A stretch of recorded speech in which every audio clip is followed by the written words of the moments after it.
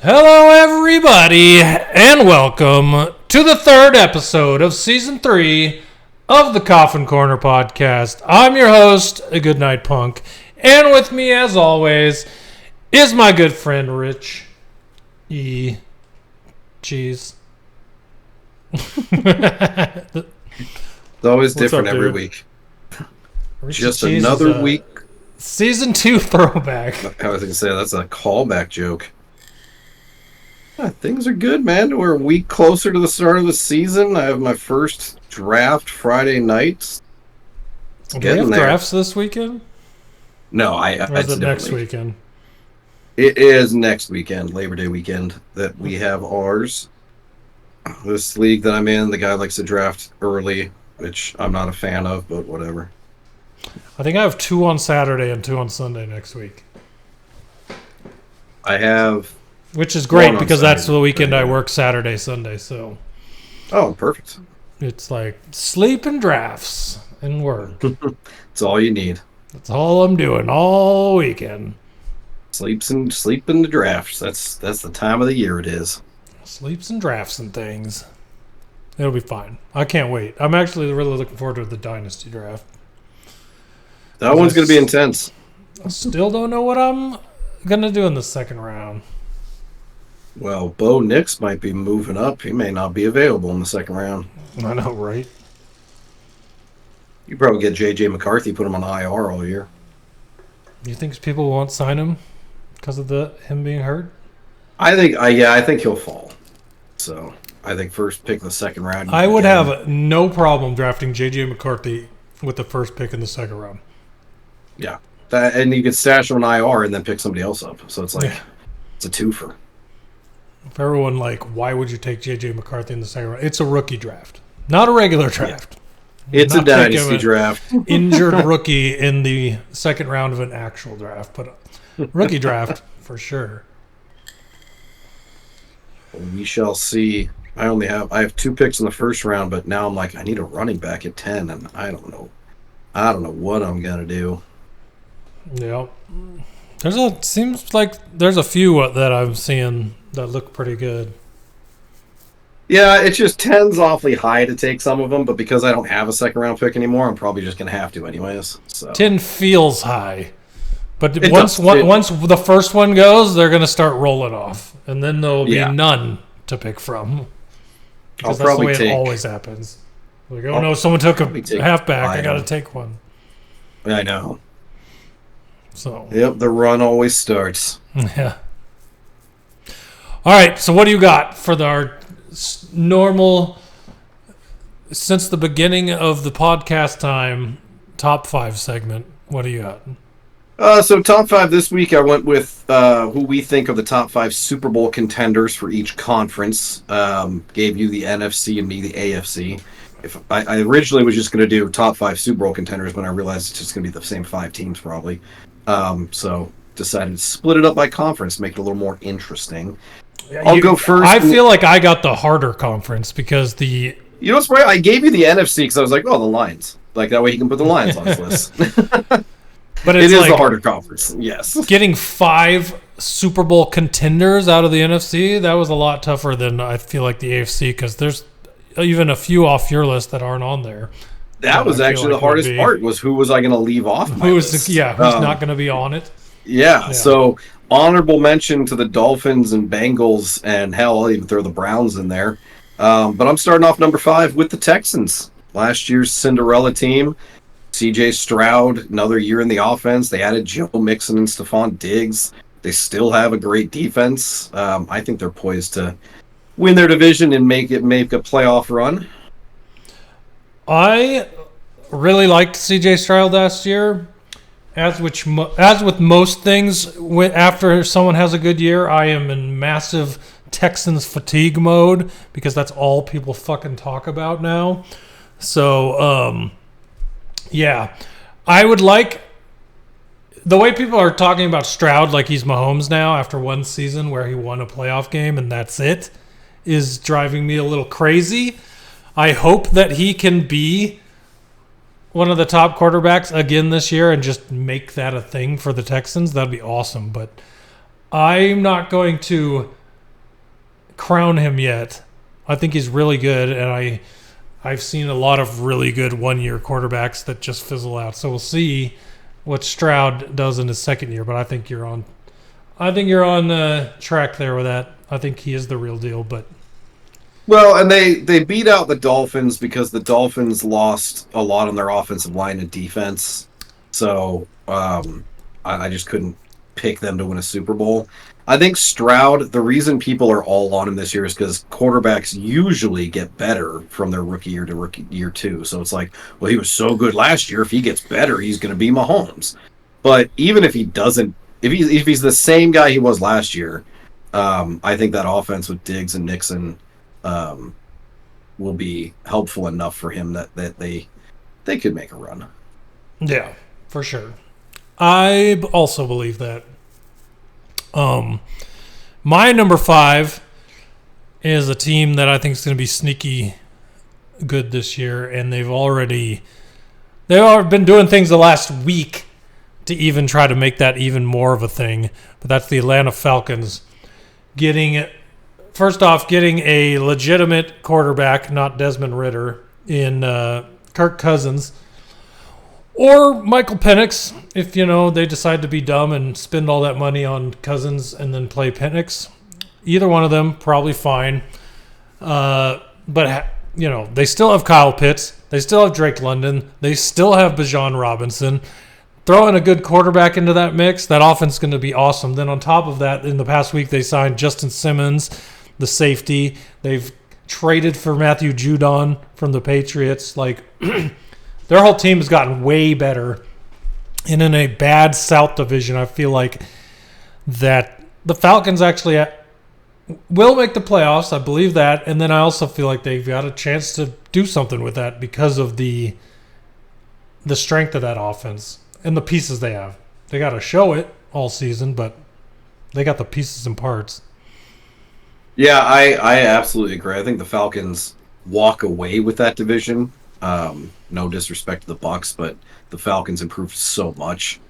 And yeah, I mean, there's always that team that comes out of nowhere to make a deep playoff run. I think the Falcons I don't, not out of nowhere per se, but not somebody that was, in the playoffs last year. You get your normal perennial contenders, but they're definitely a team that could surprise people and kind of be this year's version of the Texans that they, go and win a playoff game. Yep, I'm with you. My number 4, it hinges on one man, and that's the New York Jets and Aaron Rodgers. If Rodgers is healthy and plays the whole season, that team is so loaded with talent that I definitely could see them making the playoffs and making a run in the playoffs. If Rodgers, as a 41-year-old man, gets beat up or misses time, then yeah, they're going to go 7-10 again. But just based off of where they're at now with the players they have, man, they're just loaded. They have so much freaking talent on both sides of the ball. Yeah, Yep, I agree. I mean, that team with Zach Wilson won 7 games last year. Yeah, exactly. If Rodgers is healthy and he's not going to be the guy he was when he was winning MVPs, but as much as I hate him as a human being, as a quarterback, he is very talented. Exactly. And I've just always loved that defense. Sauce Gardner is just a cool guy.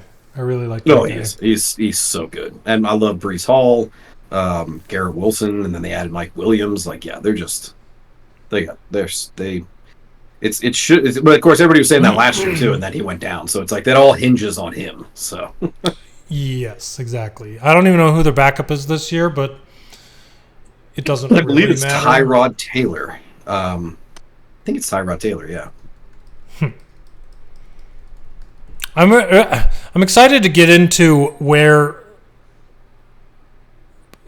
Pro Bowl quarterback Tyler Huntley ended up going, because I saw that he left the Ravens. Yes, I know. The journey of Pro Bowler Tyler Huntley continues. Yeah. My number 4, and it's funny because 4 was harder for me to pick than 5 was.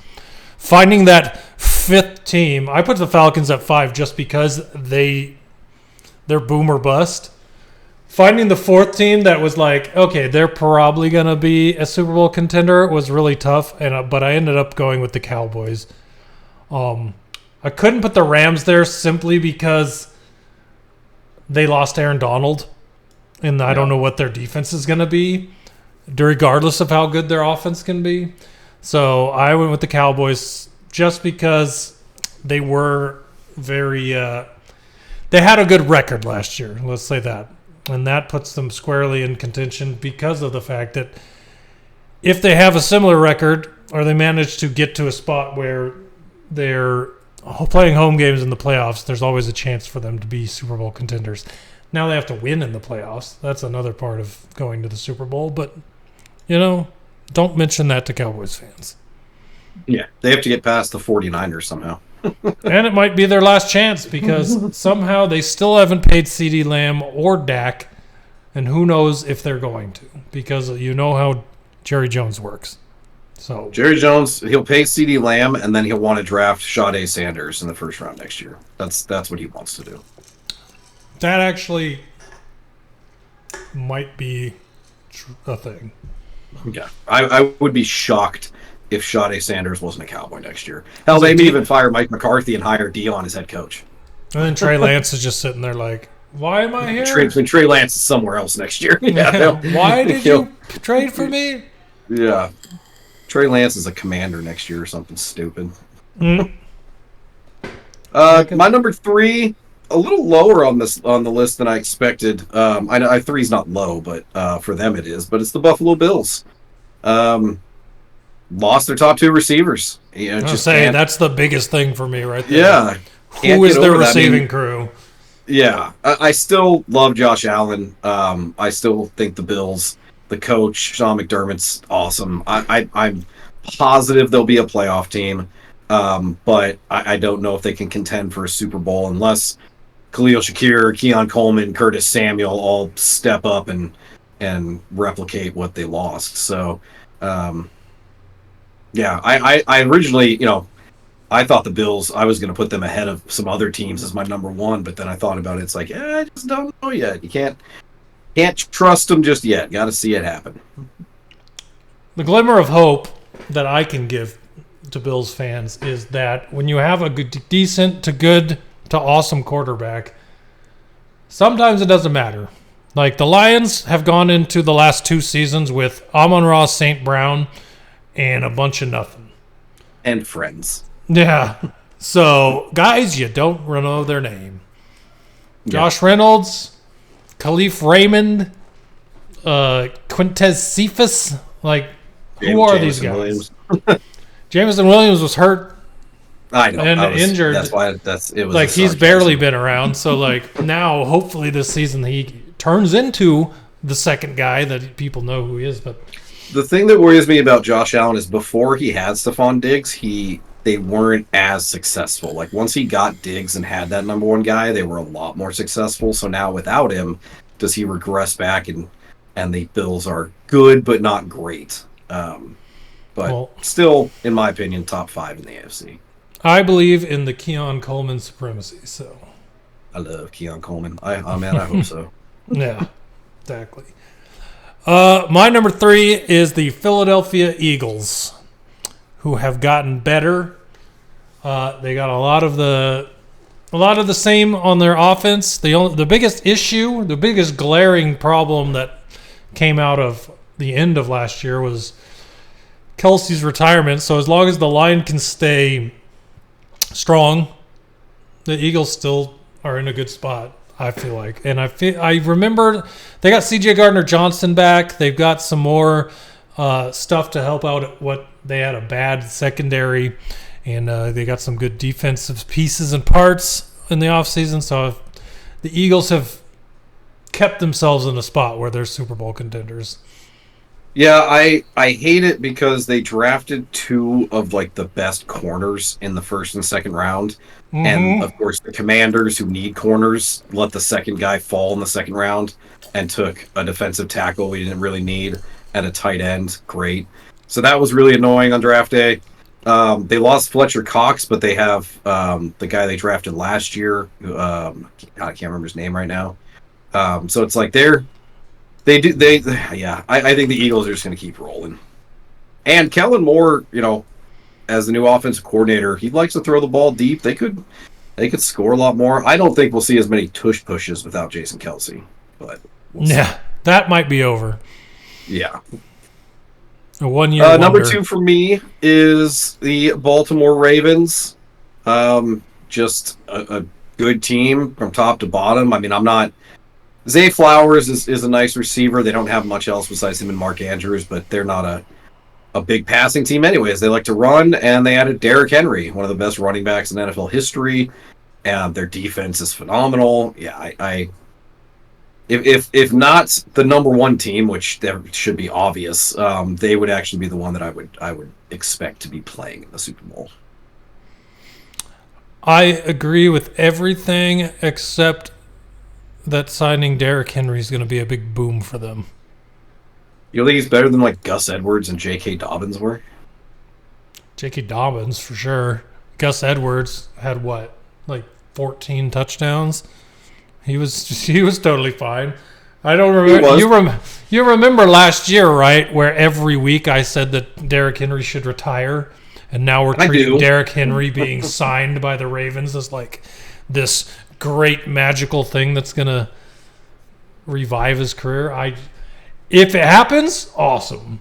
But I feel like you just signed an old running back that's gonna get you 900 yards and 8 touchdowns, which you probably could get from anyone. I think the Ravens are a better offense than the Titans were, so I'm giving him a little credit there. He'll get more help with the run blocking, and he's going to run a lot. I mean, he might wear down. If he might not play the full season. So I think he's old with old legs, and it's not going to be as exciting as people think it is. Well, regardless, they're still, even without him, they're still a great team. Like I said, if they had signed any other veteran running back to do the job that he's going to do, probably they're still number 2 on the list. So nothing they would have signed, even if they signed Saquon, I don't think it would have moved the needle any more than signing Derrick Henry did. It's just a cog in the machine of a good team. So true. Who's your number 2? My number 2, because I have decided this year to do something that I don't normally do, and that is shy away from superstition and just talk about things. I put my team. Oh, I hope this doesn't bite you in the ass. I know. Well, I've been doing this with baseball this season, and it's had success. The Diamondbacks are still good despite me going against all my superstitions. So hopefully that stays the same with the Lions. But the Lions are my number 2 of the top 5 Super Bowl contenders because of just the fact that everything's coming back. The only big thing, and this is like anyone that's not a Lions fan would be like, okay, so Josh Reynolds leaving, kind of a big deal. He was friends with Goff from LA. Big safety check valve for Goff to pass to. The Lions are very thin at wide receiver. I mean, they're talking about keeping a guy like, I don't even remember his name. Isaiah McKenzie, is that his name? Isaiah Williams? Oh, yeah, the old Bill, Isaiah McKenzie. I don't remember who the guy on the edge of the Lions wide receiver. Let's just put it this way. I'm a Lions fan. Jameson Williams, Khalif Raymond, Amon-Ra St. Brown. Those are only 3 receivers that I know are on the team for sure right now. The other ones are Donovan Peoples-Jones, who's still on the outside looking in. He might be cut. A guy named Darius Fountain, Tom Kennedy, Isaiah Williams. It wasn't McKenzie. Isaiah Williams. There's just a bunch of people. You don't know who they are. So, regardless, someone will step in and take the role of Josh Reynolds. That's not going to be too terribly hard. We still got both our halfbacks, one of the best tight ends in the league. We still have the best line in the NFL, in my opinion.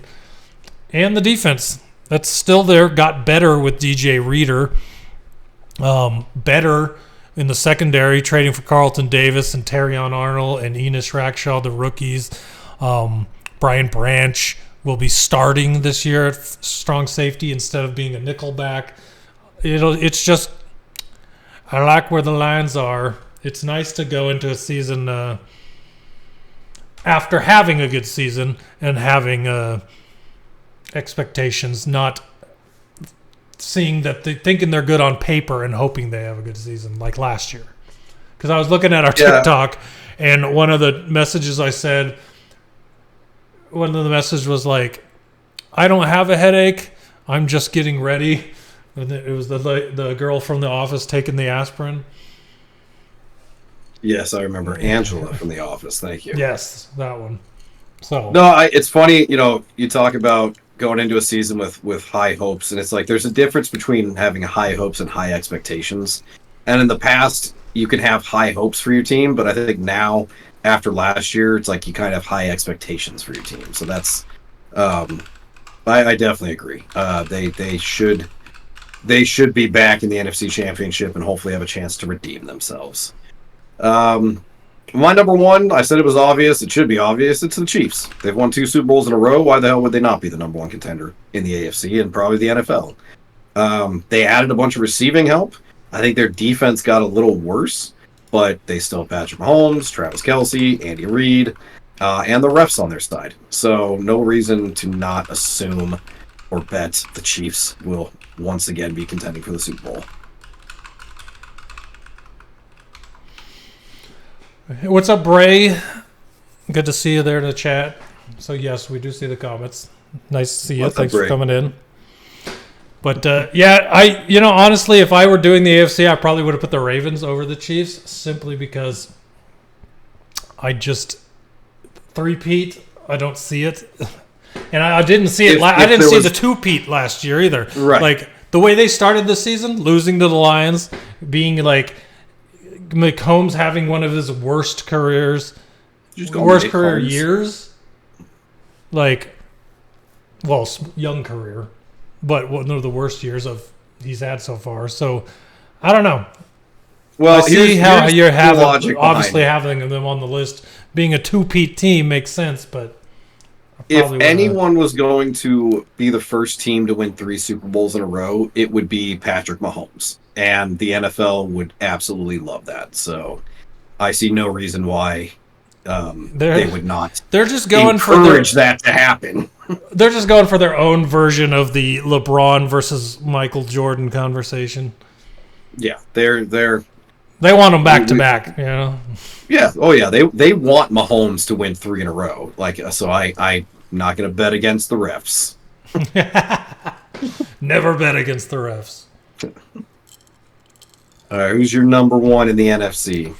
All right, number one in the NFC is pretty simple and easy, and that's the 49ers. With or without Ayuk, it's the 49ers. To me. Have a good one, Bray. Thanks for stopping in. With or without Ayuk, it's the 49ers for me. Because without Ayuk, they got the guy from Florida to step in, the rookie.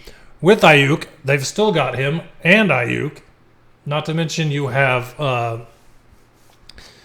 McCaffrey, Kittle, lots of us there. Yeah. I'm trying to think. Debo Samuel. Brock Purdy. Why did my lights turn off? That's weird. Boom, they're there. All right. Debo. Yeah, they have a very good offense and defense. So it's not like one side of the ball is carrying them. They got both of them. Right. So. And they just are very, very good. Agreed. Yeah, if everybody stays healthy, and that's the biggest issue, especially with McCaffrey and Kittle. But for the 49ers, their big thing's going to have to be paying Brock Purdy a bunch of money. So we'll see how that impacts the team, especially with Ayuk and Trent Williams both wanting to get paid. But awesome. So bonus question. I was thinking about this while we were doing it. If you had to pick a team that finished in last place in their division last year to then win their division, because the worst to first, there's always one team. Who do you think would be your choice? All right, well, I'm bringing up the standings to look. I'm going to do that too. I could make a top 5 out of it, but I wanted to ask about it because there's always... All right, mine's easy then. All right. Bengals. Damn, that was going to be mine. Yeah. I'm looking at teams in last place. I'm like, the Bengals were in last? Easy then. Yeah. Joe Burrow's back. Good to go. If not the Bengals, I'm going to pick the Chargers. I know they lost Keenan Allen, Mike Williams, but new coach, new offensive coordinator, they're going to run the hell out of the ball, still have a good defense. Yeah, I think they would be my choice. I like Ladd McConkey. I like their rookie wide receiver. Yeah, Josh so Palmer. Quentin Johnson. Josh Palmer's still a good receiver. Quentin Johnson, hopefully he can turn around his second year from the disappointment that Chargers fans had watching him last year. But, yeah, for sure. And their defense still has Khalil Mack, Asante Samuel Jr., Derwin James, Joey Bosa. Exactly. Denzel Perryman. Still a good defense. So... Cool. I was just curious. I thought that'd be a fun question to ask. No, it usually is. Unfortunately, the Bengals is an easy choice, and I went with the easy choice. Bengals is the obvious choice. All right, let's dive into the news. Speaking of the Chargers, Justin Herbert returned to practice for the first time since July. Should be starting week 1, no issues there. Jaylen Warren has a hamstring injury. Initially said he may miss week 1. Now they're saying he should be fine for week 1. Just something to monitor for the Steelers. I talked about Falcons signing Justin Simmons. Vikings signed Stephon Gilmore to 1-year deal. I was kind of hoping the Commanders would go after him because our secondary is hot garbage. Gardner Minshew, Jaden Daniels, and Bo Nix were all named starting quarterbacks. I don't think any of those were surprising. And then Colt McCoy announced he's retiring from the NFL, which, as a former Cardinal and Commander, I just wanted to make note of that. Love Colt 45. I was about to say another person that retired, but that's baseball, so never mind. No, yeah. We don't. Like, Joey Votto retired today. Yeah. That's crazy. I didn't even know he was still playing. Yeah. But all right. So now week 2 preseason recap. Kind of the same thing we did last week, just went over some of the rookies, quarterbacks and running backs, see how they did. Caleb Williams, 6 of 13, 75 yards, 1 rush for 7 yards, and a touchdown. Yes. I mean, actually, this fits right here. I'm going to jump to your 4th one there. Okay. And I want to have a short conversation about this. Nope. Because my thought was to bring it up in the news, and I didn't. And then we're talking about QBs here, and I saw he was on the list, so I'm just going to keep the thought going. Michael Penix was drafted by the Falcons. Right after they sign Cousins to a ginormous contract, and they say it's to develop him, right? Yep. Then they let him play, 2 series in the first preseason game, and then shut him down completely? Isn't the preseason where Penix should be playing to progress?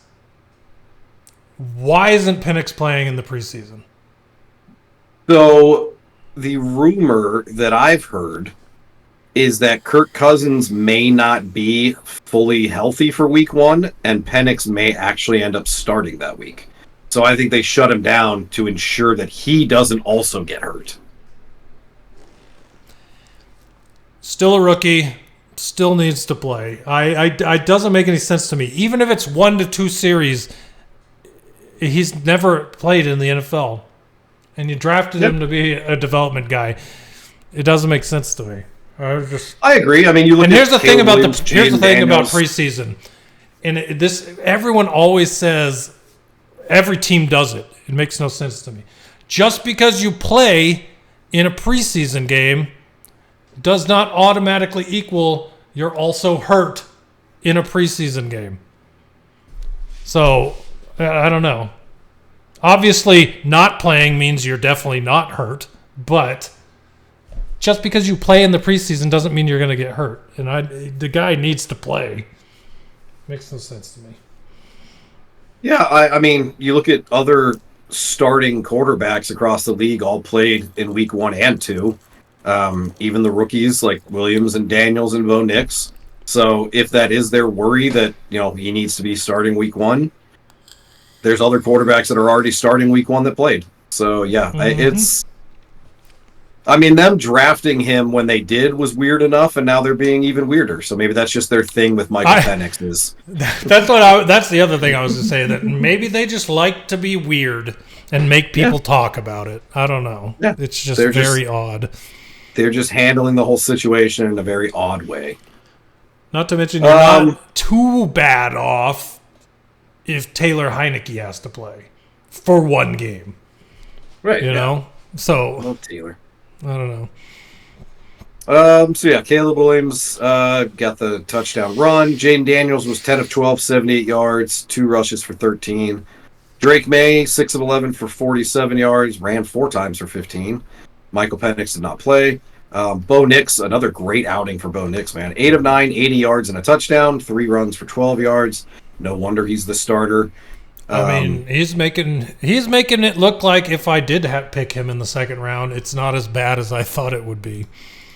I think he's going to end up surprising a lot of people. I mean, there were 6 quarterbacks in the first round, and he might end up being the 3rd best. And he was great in college, so it's not surprising for him to be. Any other draft year, he might have been one of the top 2 guys. Yeah. So, then some later guys. Spencer Rattler, 4 of 8 for 27 yards, 3 rushes for 5 yards. Joe Milton, a little rougher this week, 2 out of 7 for 20 yards, 3 carries for 9 yards. And then our boy Jack Plummer, I added him this week, 11 of 18 for 42 yards. I'm glad to running see backs. him on there. Hold up, yes, we're still on quarterbacks. Yes. I would like to point out how crazy good Josh Dobbs did for the 49ers. I don't know if you saw. I only looked at the rookies. So. Oh, my goodness. There were people on the internet, dumb people, talking about, shouldn't there be a quarterback controversy now between Dobbs and Purdy? Like a lot of it, so much that it was a nationally trending topic. Yeah. Josh Dobbs was 12 for 21 for 133 yards passing, 3 carries, 25 yards, and a touchdown. Nice. He was pretty fucking good.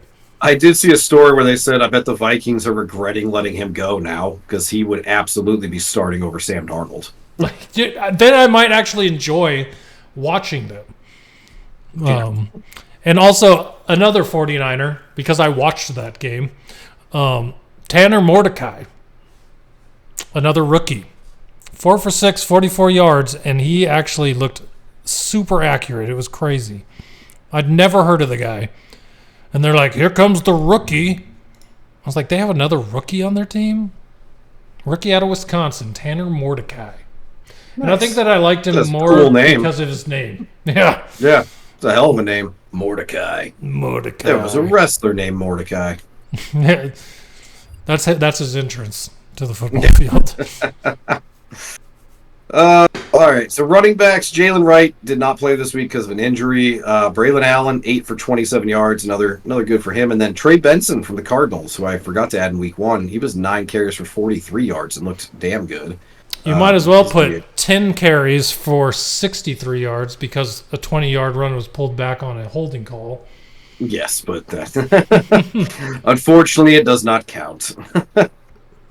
All right, moving on to our depth charge bet from last week. I hit mine, plus 846. Texans over Giants, Colts over Cardinals, Titans over Seahawks, Dolphins over Commanders. So that was a nice little surprise. I say surprise is the right word since you didn't realize you won until what?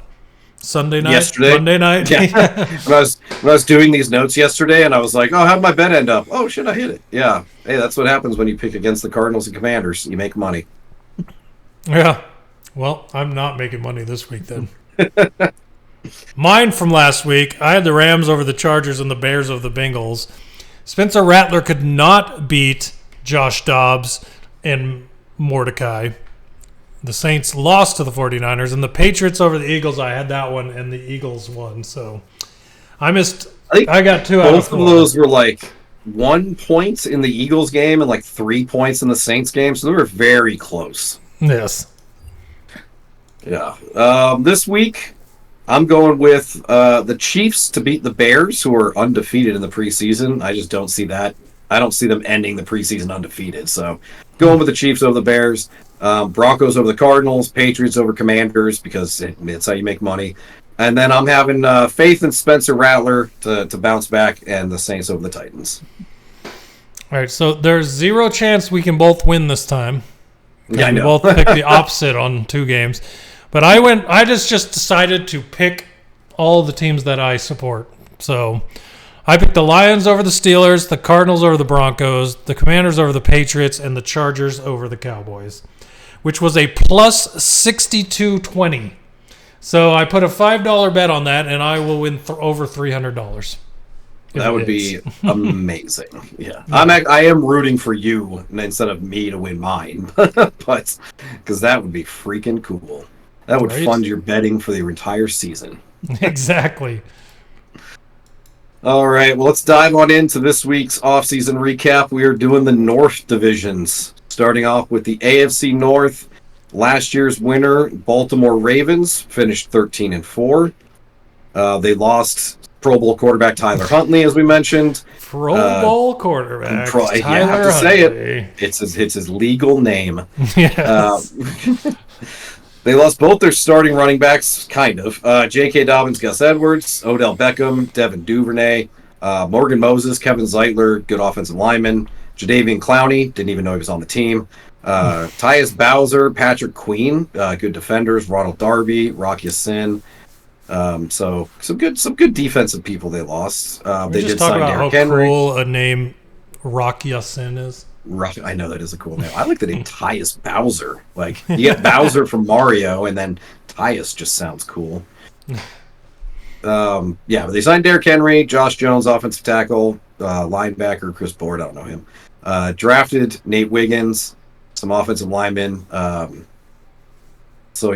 big names there besides Nate Wiggins. So it's a tough division. They won 13 games last year. This year, FanDuel has their over-under at 10.5. 10.5. They won 13 last year. I think they can definitely get. If they won 13 last year and the over/under is 10.5, I don't know what they are looking at the losses there to put there, but I think they can still win 11 or 12 games. So I'm saying over. I agree. I think it'll be tougher to get to 13 with the Bengals being better, but getting to 11, I think that I agree. I'm going over 10.5. Next up, the Cleveland Browns, who finished in second place in that division at 11-6. They lost Joe Flacco, who led them to that record. Kareem Hunt was their backup for a long time. Harrison Bryant, Shelby Harris, defensive tackle. Sion Takitaki. I know that linebacker name because it's Taki. Roomba.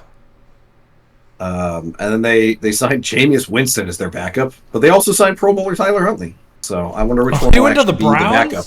He went to the Browns, cross-divisional rival. I think he'll probably end up being the number 2 as well, but we'll see. No. They also signed Naheem Hines, Donta Foreman, got Jerry Jeudy in a trade with awesome. Quentin Jefferson, defensive tackle, Jordan Hicks, linebacker, Devin Bush, linebacker. And then they drafted Michael Hall, defensive tackle, Zach Zinter. Not a lot of draft picks for the Browns early. Biggest thing for the Browns, can Deshaun Watson be healthy and play a full season? Because he's been there for 2 years and hasn't yet. But they're over under, after winning 11 games last year with Joe Flacco, they're over under this year's 8.5. Yeah. After not losing a lot, to be honest. It's tough. somebody here is going to be having wins taken from them by the Bengals, and I'm going to say it's the Browns. So I'm going to go with the under for them. Okay. 8.5's a tough one because it's like you go over and it's like a 9 or a 10 win season. If you go under, it's like a 7-8 win season. It's just it's a big difference. It's like, are they going to have a losing or a winning season? Yeah. Decide. I'm going to go under as well. I just don't trust Deshaun Watson at this point to play a full season, and even if he does, is he going to be what he was in Houston? So yeah, I'm gonna go under. I don't think super far under. I think 7 or 8 is very doable for him, but getting to 9 or 10 is going to be tough in this division. Yeah, I agree. All right. Next up, Pittsburgh Steelers finished last year 10-7. They got a lot of turnover this year. They lost Kenny Pickett, who was their starter, Mason Rudolph, longtime backup, Deontay Johnson, Mason Cole on the offensive line, Marcus Golden retired, Quan Alexander, Blake Martinez, good linebackers, Patrick Peterson, Keanu Neal at safety. They traded for Russell Wilson and signed Justin Fields and Kyle Allen apparently, so all three new quarterbacks. Signed Cordero Patterson, Van Jefferson, Quez Watkins, Patrick Queen from the Ravens, Donta Jackson, Deshaun Elliott, drafted Troy Fautanu, great offensive lineman, and Zach Frazier. Roman Wilson in the third round has a lot of hype. Peyton Wilson. So very interesting with Pittsburgh because, I mean, they are Russell Wilson, a brand new quarterback, or Justin Fields, whichever one ends up starting for him. I believe it'll be Justin Fields. Really? Yes. You think he's looked better than Russell Wilson, or you think Russell Wilson's going to be he's hurt? It's easy to look better when Russell Wilson has not been practicing. Yeah. So all the reports say that the coaching staff, Tomlin and friends, are very high on Fields and not so much on Wilson right now because of the fact that they've seen a lot of Fields and seen Fields do a lot of work getting ready for the season, and that might have put him on the edge of being the starter. Makes sense. It's just, the Steelers did that with Trubisky too. They just like old Bears quarterbacks, I guess. Well, the difference to me is they didn't have anything when they had Trubisky. That was their option. Now they've got Russell Wilson and Fields. Fields, who possibly under the right coach, might be able to develop an arm that can actually throw. And then you have Russell Wilson, who under no circumstance is going to get arm strength to throw it further than 20 yards down the field. So your options are old, aging quarterback that was once good, and young quarterback that still has a ceiling that's maybe not a skyscraper, but if you can get 5 stories out of him, is still higher than Russell Wilson's season. Ceiling words. So I don't think it. I don't know. I don't know if win-loss matter between the two of them, what it's going to be, but if either one of them is to be their future quarterback, it's not going to be Wilson. So you traded for Fields, I think a 5th-round pick, so you might as well see what you got in that. That's my opinion. Yeah, I mean, obviously Fields has the potential to be a future starter for them, where Russell Wilson is at the most 2 years. So I agree. As far as their over-under, FanDuel has them at 8.5 as well. I'm going to go over because Mike Tomlin has never finished under 500. I think he gets to 9 wins. I can't imagine them winning more than 9 games. You're on the same line of thinking as me, is that I will not... I learned last year you don't bet on a Mike Tomlin coach team being under 500. So until Mike Tomlin's gone, I'm going to say over that they're going to have a winning record. So yeah, absolutely. I think 9-8 for them is very, very doable. And that's why I put the Browns under on their 8.5, is because one of these two is going to have to be under, in my opinion, and I'm not betting against Mike Tomlin. So it's the Browns for me. Absolutely agree. All right, and finishing up the AFC North was the Cincinnati Bengals, finished 9-8. Obviously, they lost Joe Burrow. Rough year for them. Not in the offseason. I mean, during the season. I don't even remember who was playing quarterback for them most of the year. Chase something. Browning? Jake Browning? Jake Browning. Yeah, that's Jake Browning. And he actually wasn't too bad. He had like a 3-game stretch. He was awesome, and then suddenly he was pedestrian, if I remember correctly. We got him to 9-8. That's pretty good.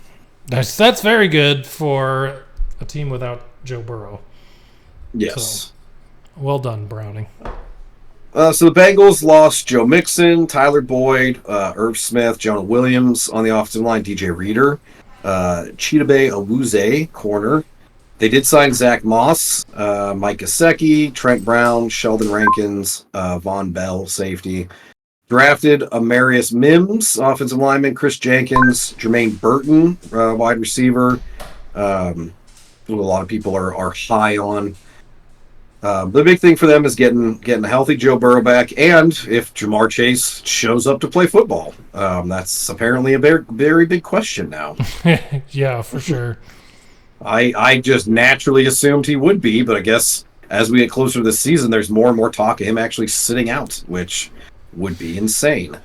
Well, it's Jamar Chase and CeeDee Lamb right now that are trying to get paid, right? Yeah. Is CeeDee Lamb sitting out too, or is it just Jamar? CeeDee Lamb has not shown up either, but they're in discussion with him, whereas the Bengals have flat out said, we're not giving you a new contract. You still have 2 years left. Like, you're getting way ahead of yourself. So they're calling his bluff. We shall see. But their over-under on FanDuel is 10.5. Obviously, they should be better than last year. So since you've gone first, I'll go first this time. I'm actually going to go under, only because it's a tough division, and I think 10 wins is still a good season for them. I don't see the Bengals as a 12-win team. I'm going to go over. All right. I mean, they lost Joe Mixon, sure, but they got Zach Moss to fill in for that spot. And they still got most of what they had besides DJ Reader, a very good defensive tackle. So I feel like they're still in a good spot. Now, how long is he missing? I think that's the key to all of it. So, but I'm going to still say over. If he were to sit out the whole season, that would be terrible. Yeah. I think 10 is a good spot for them. Getting to 11, 12, 13 wins is going to be really hard. With the Browns better, Steelers still pretty good, the Ravens But I mean, that's a tough one. But that's why FanDuel sets that line, because it's supposed to be tough. Mm-hmm. All right. Well, diving into the NFC North, and we have the division champs from last year, your Detroit Lions at 12-5. Round of applause. They lost Teddy Bridgewater as their backup, Josh Reynolds, which you mentioned, Jonah Jackson on the offensive line, Romeo Okwara and Julian Okwara. I didn't realize they lost both of the brothers. Cameron Sutton and Chauncey Both backups, both never really amounted to much. So not too but it was always fun having the brothers on there.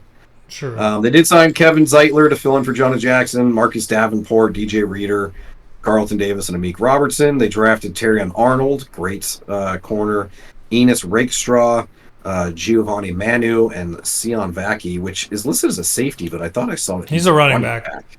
Yeah, which is weird. And he's been tearing it up at running back as well, so... Yeah, I saw a story about that, and then when I was looking this up and he was listed as safety, I was like, did he move? Or is he both? In college, he played both. Mostly safety in college, but when they drafted him to be a running back, and he's been playing running back, and he's been doing really well. It's a shame he's buried on the depth chart. Well, he was more signed to be a special teams guy. There you go. So the Lions last year 12-5. FanDuel has their over under 10.5. Not a lot of turnover for them. Like you said, losing Josh Reynolds is probably the biggest one. I'm going to go over. I think there's no reason they lost some close games last year, so they could even finish with 13 wins. I agree. I'm also going over. Losing Jonah Jackson was tough. And then we signed Kevin Zeitler. So, Kevin Zeitler, a very good guard, filling right in for Jonah Jackson. So, the line didn't skip a beat in the offseason. Still great. Like I said earlier, only lost Josh Reynolds. Really, that spot needs to be figured out, but everything else looks really good. So, agreed. All right, next up. I meant to mention this earlier because we're talking about quarterbacks. Terry. I almost said Terry Bradshaw. Teddy Bridgewater retired and became a high school football coach in Michigan. Oh, that's awesome. And he won his first game last week. So I saw a TikTok with him out there coaching and highlights of his team and them winning. So I thought that was pretty cool. Nice. That is a pretty awesome story. Glad he's settled in Michigan and likes it there. Right? That made me wonder if he's from Michigan. Like before. I have no idea. Yeah. I don't know. Cool. All right. So next up, Green Bay Packers finished last season 9-8. They lost Aaron Jones, David Bakhtiari retired, John Runyon, Devondre Campbell, Darnell Savage, Jonathan Owens. They did sign Josh Jacobs to replace Aaron Jones, Andre Dillard, Xavier McKinney, and Greg Joseph. Drafted Jordan Morgan from U of A. Shout out. Edrin Cooper, Javon Bullard, Marshawn Lloyd. Not Marshawn Lynch. Very close, though. Their over-under for FanDuel is 9.5, so basically exactly where they were last year. It's crazy to me how they always wind up with steals of linebackers. Because Edrin Cooper is a really good linebacker, and he fell really far. I believe he had an injury, but them getting him was huge for them. That guy is really good. And then, of course, Jordan Morgan was one of the best tackles in the draft. So, with all that said, I'm going under and giving them 9 wins.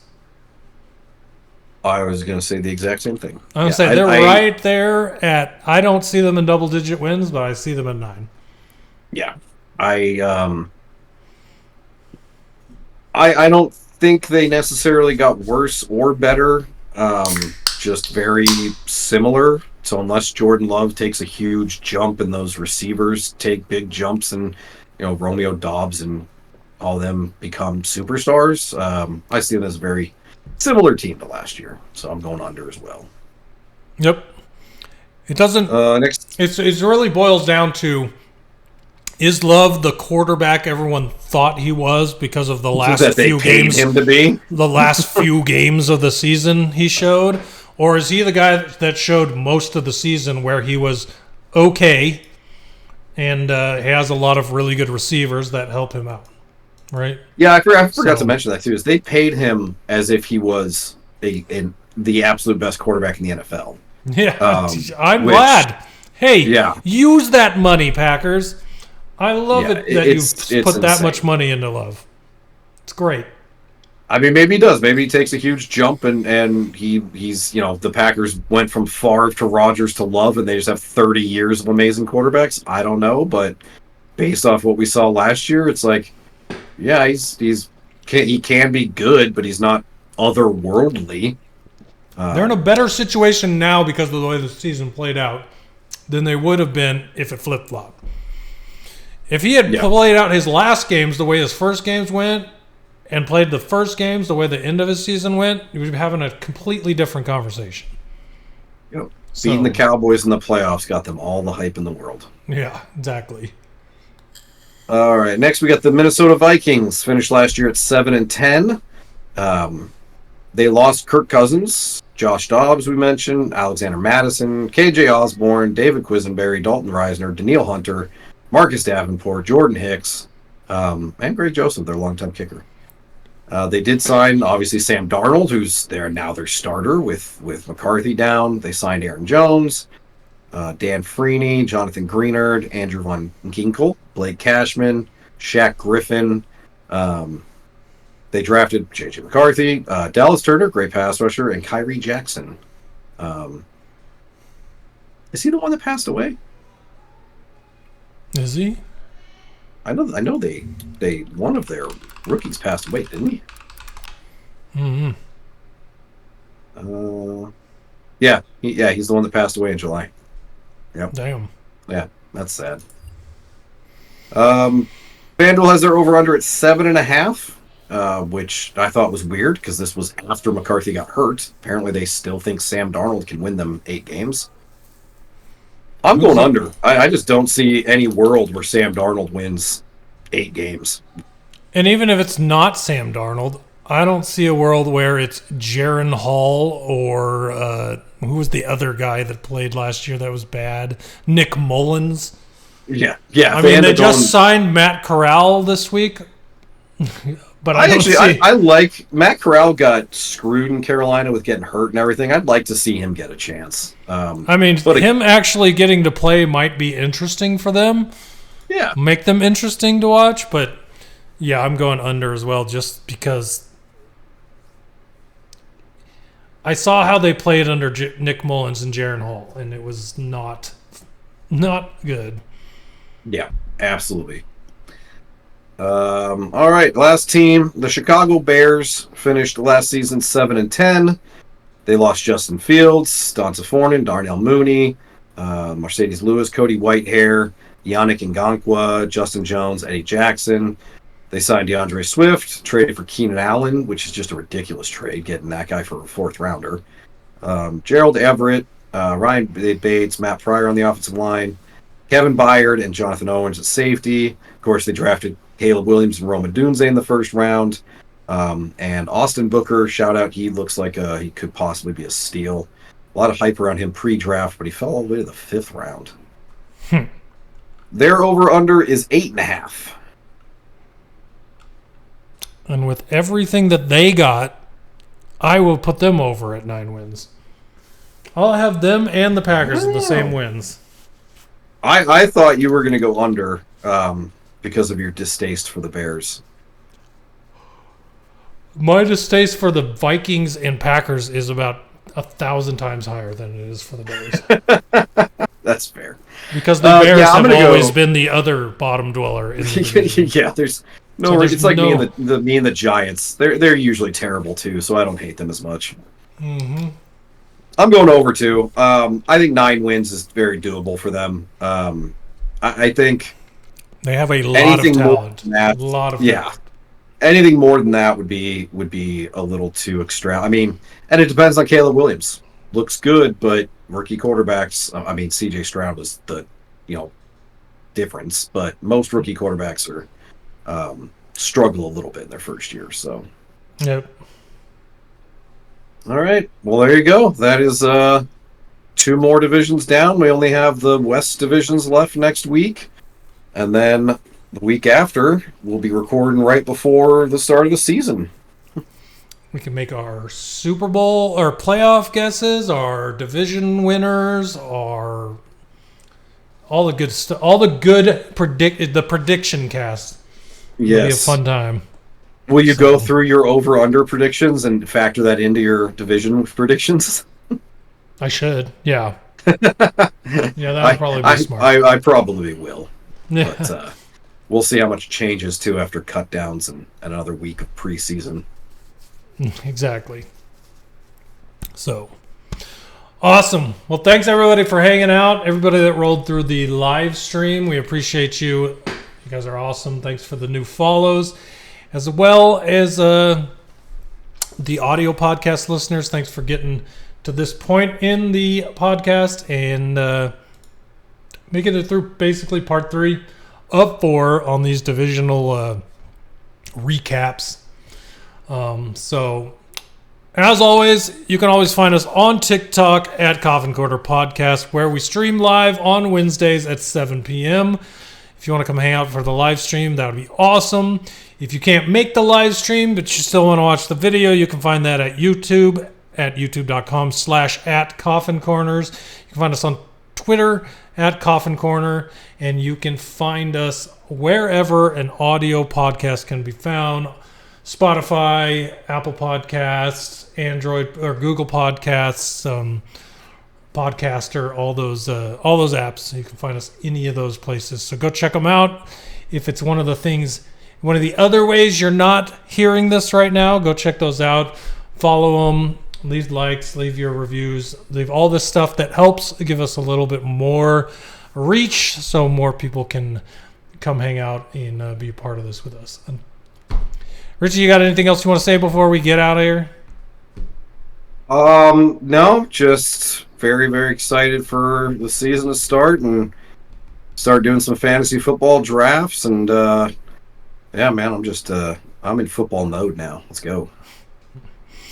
I agree. I'm slowly motoring towards football mode. I'm still in baseball mode, but that's okay. I feel like I'm more informed going through these episodes, reminding myself of the draft and free agency and everything. So there's only one more week of preseason, and then we're full go. So I'm excited for that. Yes, sir. All right, everybody. Thanks for listening. We'll be back next week with episode 4. Until then, have a great week, and we'll talk to you then.